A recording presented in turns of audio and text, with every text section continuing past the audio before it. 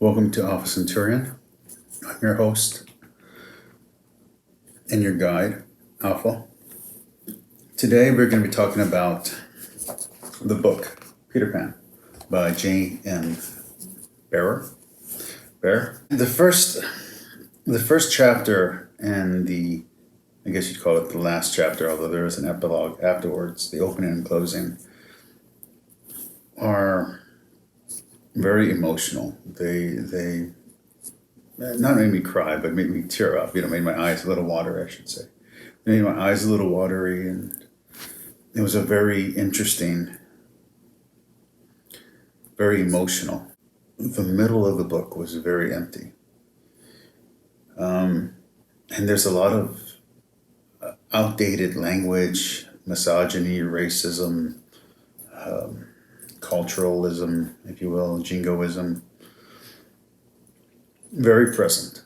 And then it has an epilogue that ties in very well, actually, with the opening of the movie Hook. Not exact, but very well. So it's actually, the movie Hook is very accurate to Peter Pan. I would say the cartoon, which I like more than the book, is very much inaccurate to the actual novel Peter Pan. I know there is a radio play that you can get of it that's supposed to be also written by the same author that I'm interested in, but that's not what I'm reviewing right now. Pan represents death, specifically child death. His relationship with Tinkerbell, although it is the relationship that we know from the movies and from the other fictionalizations, is very capricious. And when Tinkerbell finally dies, he doesn't care. It doesn't bother him at all. Death doesn't care. And even though he represents child death, he continually visits Wendy for the rest of her life every year. And then he forgets. Sometimes he forgets, but she has brushes with death every year. And till finally he takes her daughter. And then he visits all the other children, the descendants after that. It's very, very, if you look at the metaphor, it's very morose, very, very dark. But if you don't look at the metaphor, it's very beautiful and very light. And that's kind of the problem with the story, is the meat of the story, the middle of the story, is empty. On this channel, I usually talk religion, and on these kind of reviews, I usually don't mention religion at all.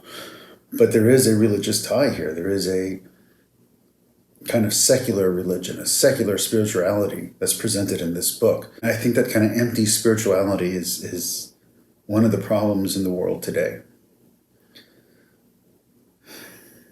It's so open, so wide, but meaningless. The never, never land, heaven, hell, limbo, purgatory. The never bird and the never trees. The Native Americans that are called Redskins. I think in the film they're called Indians, but still. The pro-British mentality, loyalty to the king. James T. Hook representing adulthood. Pirates representing disloyalty, betrayal. Rampant murder in the story. Women being subjugated to being mothers. And it's supposed to be a long analogy of playing house, but it doesn't come off that way.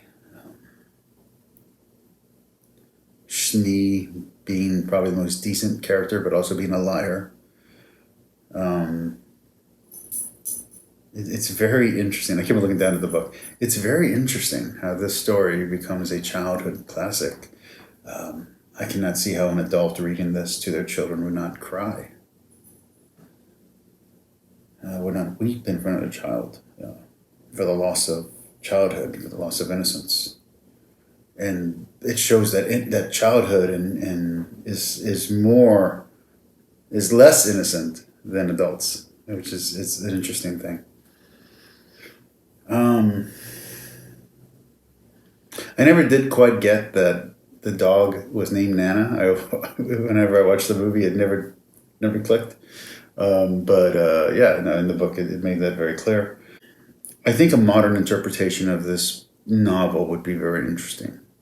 One where Wendy was more an active member of the Lost Boys. One where the Native Americans and the mermaids and the natives are more substantial and more well-rounded. There's an implication that everyone from the pirates to the natives to the mermaids are actually lost children, dead children. How that works with Hook is a little different. Maybe Hook is a previous Pan. The other beautiful metaphor is the crocodile, time, death, and how time goes silent for a little while. And time will catch up with you and kill you. So there's a lot there. There's a lot there. What exactly happens to the children who die in Neverland, right? Or happens to the pirates? There's a lot that's unexplored. There's a lot that's interesting.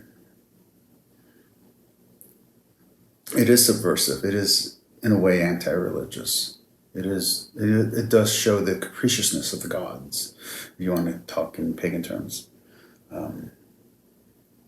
Subversive, most definitely. The fact that it's a childhood classic is insane. It is beautiful. It is simple. Do I recommend the book Peter Pan to children? I don't think so. Maybe to a teenager, to a 12-year-old, an edgy 12-year-old who thinks they're too old for Peter Pan, and then they read it and they're like, "Whoa, wait, there's depth in there, right?" And to an adult, yeah, it's a good book. It's a good book to read. But a small child, I honestly think the cartoon or the play is probably the better way. Is the better. The more entertaining route to go with Peter Pan. I would give this book a 4 out of 5. Wonderful, short. I'm not talking about the movie or a novelization of the movie or the Disney story. No, I mean the actual Peter Pan. If you haven't read it, go read it. It's well worth the read. It's worth the time. It's not very long. And you'll learn something about yourself and you'll learn something about the author. There's much more depth here than people give the story credit for. Peace, like, and subscribe. Comment down below. What do you think about empty secular spiritualism? Does that bother you? Are you someone who has lost their taste for organized religion or for ancient mystical religions and has turned to a secular faith with no mystical relevancy? For instance, Wiccans who don't believe in the gods and don't even believe in the magic that they're practicing, but they're staying true to the ritual. Not all Wiccans, by the way. I mean, just a specific type of Wiccan. I follow a few of them on YouTube that do this, where they do the rituals and they do the magic, but they don't believe in the gods or in the spirits or in the fates. So it's interesting. Do you think there is something that happens if you're a secularist? Do you believe that there is something that happens to the soul? Do you believe there is a soul and something that happens to it after you die? Do you think childhood death is an injustice, or is this presented here as a release from the tragedies of having to grow up? Anyway, like I said, there's a lot of depth in this very short children's story. Love to hear you all talk about it. Talk to you all later. Bye.